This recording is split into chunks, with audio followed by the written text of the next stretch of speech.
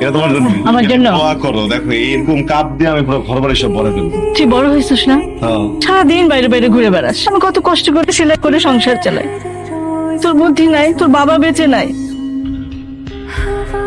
তোর এমন উদাসীন লাগতেছে কেন? কি হয়েছে তোর? কিছু ভালো লাগতেছে না, কত বড় হয়ে গেছি, দেখ ডিগ্রি পাস করছি, এখনো ঘরে বসে বসে খাই, আর আমার আম্মা এই বয়সে এখনো রাস্তায় নামে কাম করতে, আমার পেট চেলায়। এমনি হইব না, বুঝছো, কিছু একটা করতে হবে।